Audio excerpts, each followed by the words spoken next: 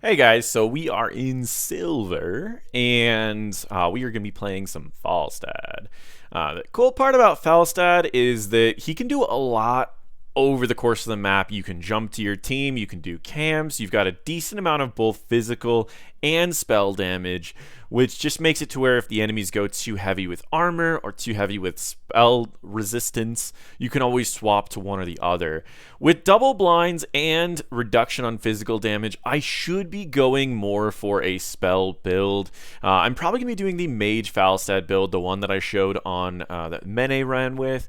But I could just go for a straight W build if I wanted. My only concern with the straight W build is I don't think I have enough consistent damage to ever kill Joanna, and because our team comp runs me as the only consistent damage, I would never be able to kill their tank, which is why I'm going to just be switching to the Mage build. And I can't go auto attack because Joanna and Lily would just keep me blinded the entire time. So it is going to be just that sustained W's, Q's, just melting her down, trying to do a lot of damage over time, trying to poke them before fights, as Karazim's healing is not great. So we're going to be jumping from area to area, trying to make sure that our top lane wins, and our top lane's against a Nazebo, so it should be a pretty easy top lane, unless it's a bot, but we'll have to see. Other than that, it shouldn't be too difficult. So we're going to be picking up Wingman. Our goal is if the game goes long, we're going to have some heavy damage on my W, which will really be a threat to this Joanna. Not just that, but it does give me the potential to be doing camps almost all game. So I'm pretty excited about that. And then again, this build doesn't really come online until we pick up Flowrider, and as well as the 16 Eerie Gusts. So it's not a bad build until then. I mean, you do get a bit of burst when you pick up Boomerang, but for the most part, it's not amazing until then. Our goal with this is we need to be near minions while they're dying, and we just want to poke as much as possible. If there's a safe target to hit other than Joanna, we're going to hit that. And if there's not a safe target, we're just going to go straight for Joanna. In this case, we're going to kill her, though. Maybe not. One more auto, two more autos. Those blinds, man, they're going to be killer. At least we only lost Misha in that. And Rexar, go top. I just wasn't really sure. Maybe he's just getting a fountain or something, but the fountains are actually on the top, so I don't really know what's going on there. We're going to let him jump to me, and then we're going to dash away. And we're just going to poke him a little bit. Hit him with a couple more pokes. And we don't need to really do anything in this situation. Oh, we may need to keep him alive. Okay. Again, it's okay to pick up early fountains on this map. It's not a big deal. We just want to poke this guy. Whenever we can get free poke on him, we're in a good spot. We want to slow him, get poke, get him low, especially if he's going, so he's going inside, so he's actually not that scary until later. We actually picked up the globe there, so he's going to have a really rough time here. Okay, he jumped away, that's fine. We will be picking up hammer gains at level 4, so we'll win the trades after that. Insight's not too much of an issue until later. So until he has insight done, we should be just aggressively bullying this guy. The reason why Insight's not a great talent is because in the early game you lose a lot of objectives. We're going to pick that up, and we are also going to just immediately get some damage off. There we go, and we killed him. So again, if he didn't have Insight there, he could have just auto-attacked some minions, gained his life back, or he would have been able to kill me earlier. So while Insight becomes pretty good later, it's still not the best, because the primary reason why Insight kind of sucks later is because you have this issue where it doesn't do anything immediately. It's a cool talent, but it just doesn't do anything immediately. Yeah, we're going to jump. Ooh, we don't win against just a Lily, but that's fine. We can always grab it back. So if I would have jumped there, the Lily would have not killed me, but it would have been pretty annoying. I don't want to miss any soak here. Oh, I tried to use my E first. Must have just triggered it incorrectly. That's fine. Auto attack, auto attack, auto attack. We're going to go in, grab the globe, and then we're going to just continue auto attacking her. We can't auto attack her while she's blinded, and we'll have our fountain back in a second. We're not getting any heals here, but that's okay. I'm not too worried about that. We do have hammer gains, and we do have fountains. So like right here, for example, we just auto attack. We grab this globe, we auto attack. We still haven't used our Z, so we can jump anywhere on the map if we need to. And we almost have our first 2 bribes, which means that if the enemies are not doing this camp, which most likely Karazim's here, we can steal that camp whenever we want to.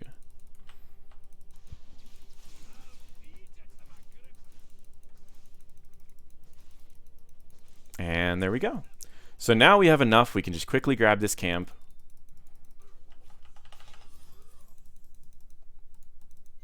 Now, few things that you should note about Bribe. So he's going to blind first. Oh, he's not going to blind first. Interesting.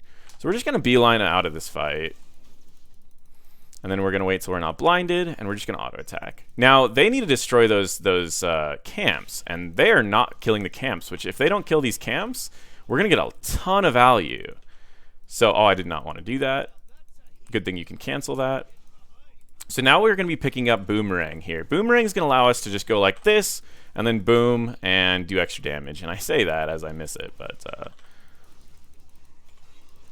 we're just going to auto attack, and boom. Oh, he moved down. Great job on his part. He was able to get out of that, but we did do a lot of damage to that fort. So we just need to auto attack in our life back.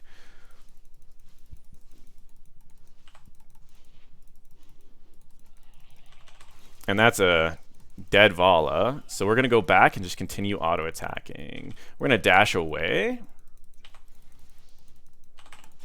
Get some extra burst in there. And we may end up actually taking a camp at the moment. We might jump top too. Let's see how close we can get to top. I mouse over Z so I know where I'm going.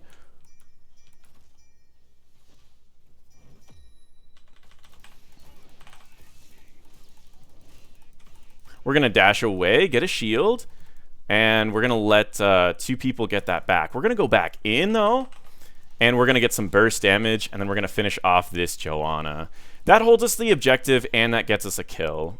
Now I'm going to back, and I'll head back down bot lane. So far, what I've done on Falstad is I've controlled a couple lanes. I've gotten top back. I've given my top lane a chance to kind of get back into this game. We took out Joanna. We did a huge portion of this health, and we still haven't even hit our power spike yet, which is 13. So with Falstad, you should always be looking for that. If you start struggling in one lane, you should always be looking at where you can get extra value in other lanes. So you can see even here, I'm watching the camp, but and I also like to get the camp one really low and then finish it off with a Q, and then I use my W and stuff. We want to get these camps quickly, so we never want to be wasting a lot of time on camps. That's why Bribe's nice, but you can still do camps without Bribe, so always keep that in mind. The dash range is pretty low. It's hard to dash over walls. And because I'm doing a video, you know, don't want to like embarrassingly miss my dash. You normally want to be going Gust, but in low ranks, I do see the appeal of Hinterlands if your team's not doing a lot of damage. In this case, the enemies are clustering a lot. So this is something that we may end up going for, is Hinterlands, to see if we can't just burst people down. And there's no bosses on this map or really any camps that we're going to be fighting over, so feel free to just grab that. We're going to also melt this down. Oh, I might die here. No spiders. Okay. Do I just back? Nah, I got to join my team. So I'm going to stay in here. He actually might think that I'm backing, so I could always... Ooh, this is tricky. I want to kill this Nazebo, but I don't want to die to Joanna. So let's see if Nazebo continues pushing. If he's going to make a mistake, he's going to continue pushing. He does not. Okay. So we're not using my Q first because we want to use it down the wave like this, and then pop it on the back line. We can dash in, grab the globe if we need to, and then auto attack to get our our health back from hammer gains. And then we just join our team.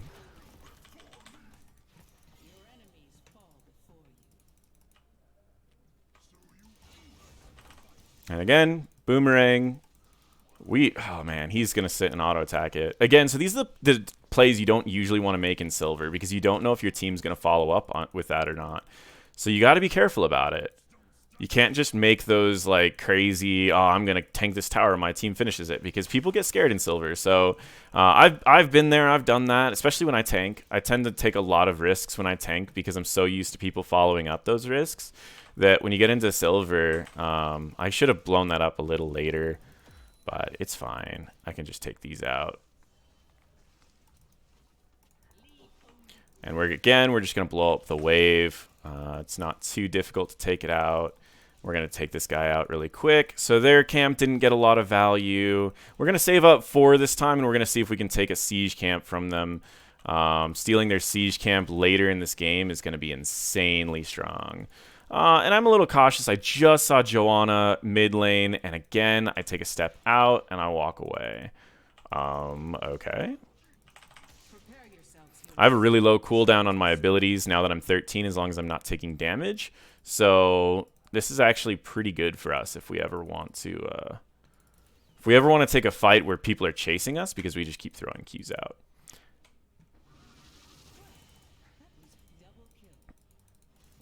out. Is that the best call? Like, again, is this the best ult? I think in silver, it's certainly better than Gust, unless it's a map with a lot of camp priority. But because this isn't really a map with a lot of camp priority, I'm not too worried about it.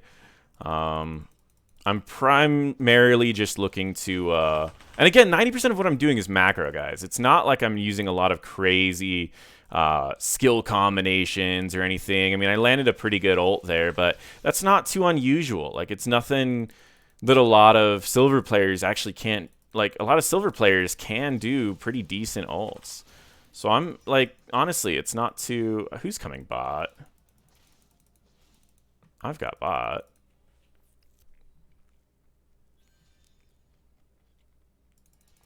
And what we're going to do here is we are actually going to just take this entire camp. It's a neutral camp, so it's okay to bribe it. You normally want to bribe enemy camps or neutral camps. And what I mean by a neutral camp is it's not one that we can get easily on our own. We control bottom, and I'm going to join my team. I'm just going to walk up there, and we're going to see if we want this fight. We're going to do a lot of damage to Nazebo. We're going to walk a little bit closer. We're going to dash, actually. We're going to use our Q to burn that guy. Remember, my cooldowns are low as long as I'm not taking damage. So, and I'm destroying stuff bot lane. Okay, so they're missing someone.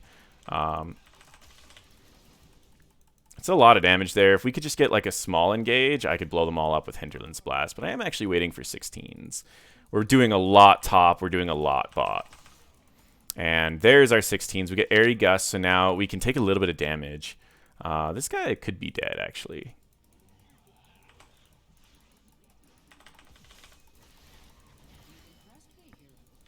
We're going to just use our ult down here. We did hit this... We're going to take out this Nazebo. He made the mistake of trying to ult there. But you kind of see the pressure that we're applying. Like, look at bot lane right now. Look at top lane right now. Like, this is so free. It honestly is. We're going to just help destroy this, and then we're going to back. Top lane's not that important. It's just for the experience. But you kind of see this experience that we've brought to this game. And if you've noticed something about all of the games that I play for this this playing in silver, is I end with 0 deaths. Because I'm not going to take a fight that I don't want to take. I'm not going to take a fight that I don't win. So I only am ever taking the fights that I win. And if you notice that these games are relatively easy, or they seem relatively easy, and it's because the people in silver make a lot of mistakes. So as long as you just don't, even if you don't make the crazy plays, you just don't make the unreasonable mistakes, then you're not going to have these problems. Like it's just going to seem like a free game. Like Misha. Like, why did Misha even go in there? There was no need for Misha to go in there. We had a Dragonite. We just pushed with Dragonite, and we don't push top lane with Dragonite because top lane is Death Bridge. So there's all these like little mistakes that are happening, and he's dead. There's all these little mistakes that are happening, one after another, after another, after another, that your team's making, the enemy teams are making, and as long as you're not making them, you're in a really, really good spot to just clear out the game. Do I just ult here? Oh, that was tempting. If I would have ulted, I would have missed. Okay. Is he actually fighting? So he is blinding me, but right as my Eerie procs. We're good. And again, we just want to destroy this. And I'll just destroy that.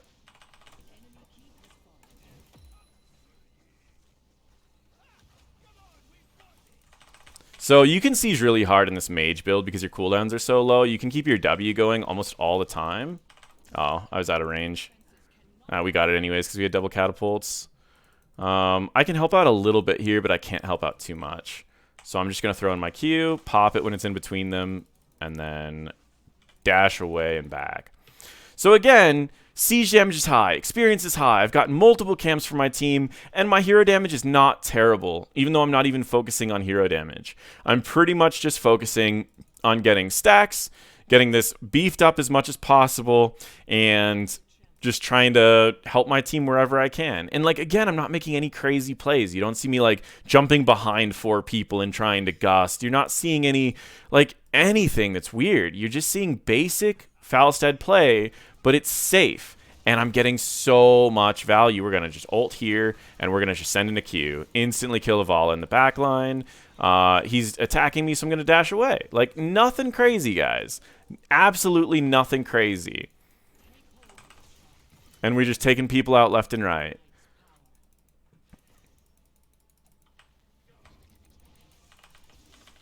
I'm going to dash in with my W on her because she's already low. And then we're going to just auto-attack. That's it, guys. That's it. We probably could end the game here because we are going to be 20.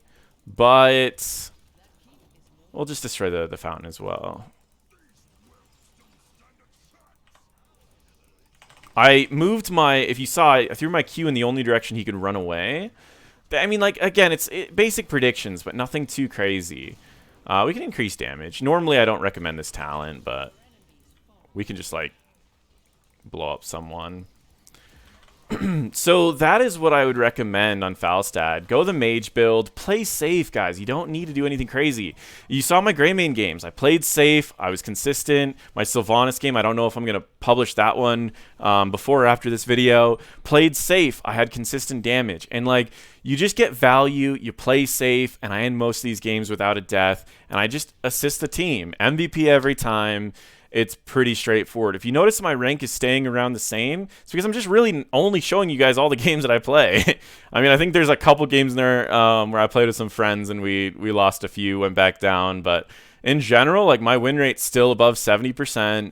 It's relatively, and again, guys, I only show the wins, but my win rate is 70%. You can lose games because you just get 3 levers. You can't focus on those games. Focus on the games that you can make differences in. Focus on the games that you can do something. And then it just feels like free games after that. So that's it on Falstad Mage Build. Thank you guys so much for watching, and feel free to check out my other videos.